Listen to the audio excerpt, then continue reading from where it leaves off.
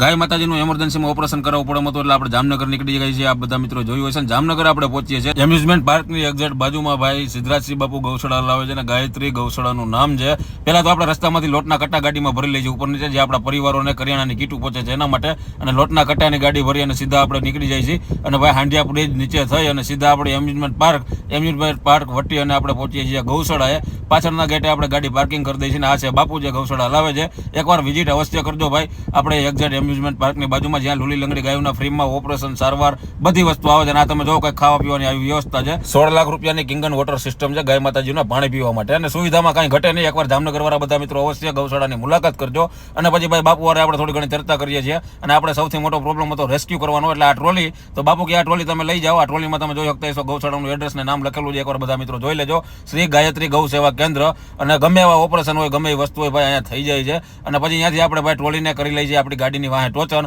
હવે આપણે રેસ્ક્યુ કરવામાં જે આપણે થોડી ઘણી તકલીફ પડતી હતી એ ઓછી પડશે. અને ત્યાંથી આપણે સીધા નીકળી જાય છીએ. અને રાતના ભાઈ આપણે પહોંચીએ છીએ આપણા આશ્રમે 100 કિલોમીટર કાપીને રાજા ધીરાજ ફાઉન્ડેશન, જે જામજોધપુરની અંદર આવેલું છે ભાઈ, જ્યાં ગાંડા ઘેલા રોડ ઉપર રખડતા વૃદ્ધ નિરાધાર લોકો માટે છે. ને 11:30 જેવો સમય થઈ જાય છે. ટ્રોલીને આપણે કરી દઈએ છીએ એક બાજુની સાઈડ પાર્કિંગ. રાત થઈ જાય છે વધારે. અને આપણે આવી જાય છે નંદી મહારાજ પાસે, જેને આપણે દ્રાફાથી રેસ્ક્યુ કર્યા છે. એની વ્યવસ્થિત ભોજન કરી લીધું હોય છે. પછી ગાડીને આપણે કરી દઈએ છીએ ખાલી. અને રાતે હોઈ જાય છે ને બીજા દિવસને મોર્નિંગ થઈ જાય છે. અને મોર્નિંગમાં નંદી મહારાજ હુતા હોય છે. એટલે મેં કીધું આજે નંદી મહારાજને આપણે ઘોડી ચડાવીને ઊભા કરવાના છે. એનું કારણ છે કે ભાઈ નંદી મહારાજની ઉંમર થઈ ગઈ છે, બીમાર થઈ ગયા છે, જેને આપણે દ્રાફાથી રેસ્ક્યુ કર્યા હતા. અને હવે એકદમ થાકી ગયા છે. અને એમાં પાછા 2 દિવસથી એક જગ્યાએ બેઠા રહ્યા હતા. એટલે એના પગમાં પણ તકલીફ છે.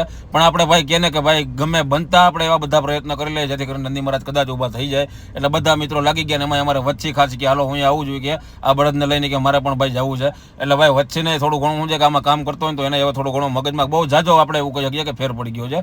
ઓલી બાજુની સાઈડથી ભાઈ આપણે ઘોડી લઈ આવીએ છીએ. અને ઘોડી લઈ આવીને જે આપણા પંડિતજી છે, જે ઘોડીને ધક્કો મારે છે, એ ભાઈ રોવાનું ચાલુ કરી દે છે. કારણ કે આવા કેસ આવે એટલે એ પંડિતજી પણ એક આ રોડ ઉપર રખડતા આપણે કહી શકીએ કે એક ગામથી આપણા બધા મિત્રો એને મૂકી ગયા હતા. ને એની પણ પરિસ્થિતિ ખરાબ હતી. તમે જોઈ શકો છો. ક્યાં હુઆ ક્યો રહા હે? અબોલ જીવો પ્રત્યેની પંડિતજીની પણ લાગણી આવી છે કે એને ભાઈ આંખોમાંથી રોવો આવી જાય છે. અને આ બધા એવા છે કે જે બધાને હવે તબિયત બહુ સારી થઈ ગઈ છે આપણે હું કહી શકીએ. અને અત્યારે ભાઈ આપણી સંસ્થાની અંદર 35+ આપણે એવું કહી શકીએ કે બીમાર જીવ છે, જેને બધાની સારવાર આ બધા મિત્રોની મદદથી મળે છે. અને 15 જેવા આપણા એવા પ્રભુજીઓ છે, આ પંડિતજી જેવા ને આપણા, કે જે બધાને ભાઈ અહીંયા ભોજન ને વ્યવસ્થિત રહેવાની સુવિધા મળે છે.